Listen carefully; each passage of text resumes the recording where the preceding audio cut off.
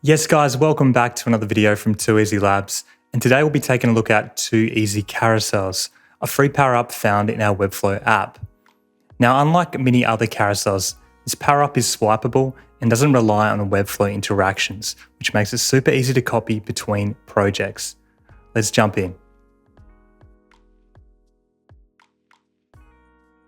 In this first example, we're going to create a simple carousel using static text. So let's first take a look at how we should be structuring our divs and the styling that we need. So let's open up the navigator here, and you can see that I have our prefix for this component, caro-1, short for carousel, and I have a wrapper, a track, and multiple track items. And for this power up to function as intended, we need to place custom attributes onto the carousel track. Now, if I switch my tab view to the carousel documentation here, you can see inside of each accordion, we can find attribute names and the values that we need to copy. So I'm going to switch back to Designer and click on my carousel track and open up the settings panel. You will notice I've already applied the attributes I need here. I have TE carousel followed by a speed option as well as pause on hover. Now let's have a look at the styles applied to the carousel track. So we should always set the track to flex horizontal with no wrap. The alignment depends on the use case. I'll get back to this later in another example, but for now let's leave it as is. Let's next take a look at the wrapper div. We've set a width of 100%, and if you want to hide the text that overflow off the side of the container, we can apply overflow hidden. However, in this example, I'm going to apply it to the section instead.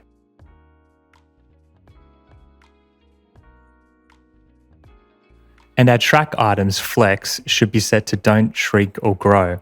In the case of text, we don't have a fixed width applied as this value is automatically calculated.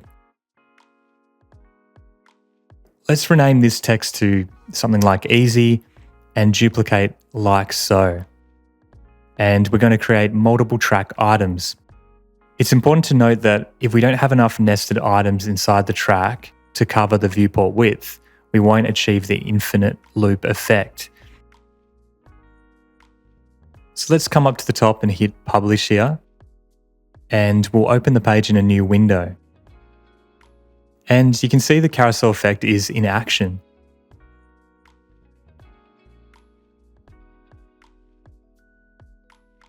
We can create carousels for dynamic text, even if the text lengths are different. Now, in this example, I have 8 CMS items. You can see on my canvas that the width of those items won't cover the viewport. This means we need to nest multiple CMS lists inside the carousel track. In this case, I'm calling this div the carousel master track, and I've set this to flex horizontal with a width of 100% and overflow none.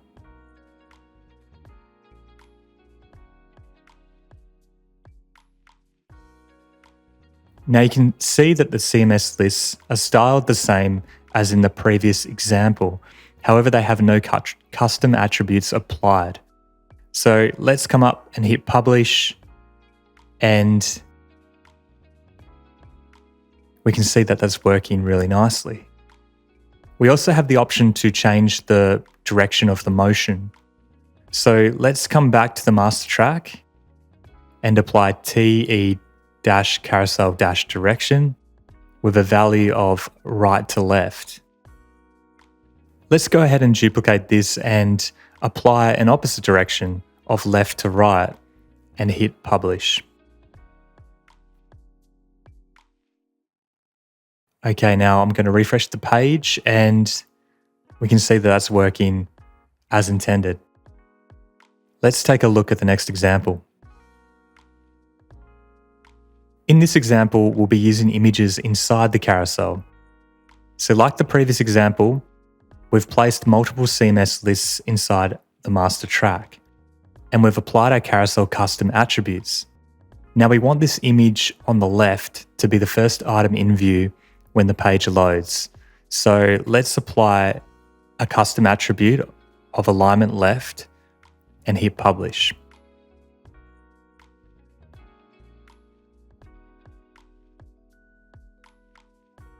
Now I'd like to point out that since we're using images and not text, we've also defined a width for each track item of 20 rem.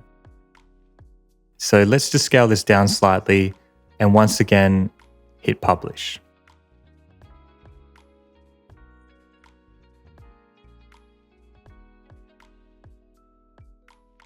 Awesome, that looks great. Let's take a look at the final example. Another common use case for carousels are to display logos. Now, we've got a collection set up here called logos, and inside we have 9 items with an image field and a width field. For best results, we can close crop our logos and define a width using the CMS. This method allows us to adjust the visual balance in the browser opposed to resizing in design software. So if we open the code embed, you can see that we're referencing the image and the width value in M units.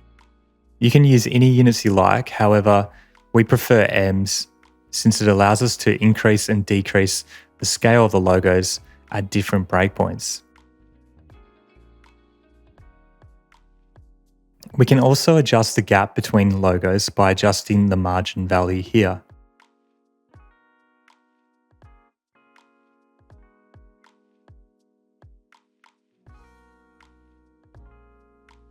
On the logo card, I've set an aspect ratio and vertically centered the items inside. In this example, we've also included some gradient overlays on the left and the right to create a seamless look.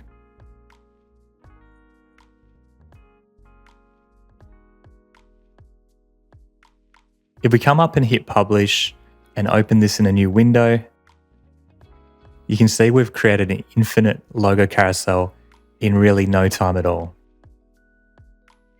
Yes guys, that's a wrap for today's video. If you'd like to start using carousels in your next Webflow project, you can find Premade Components in the TooEasy component library, or you can find a link to a free clonable in the video description.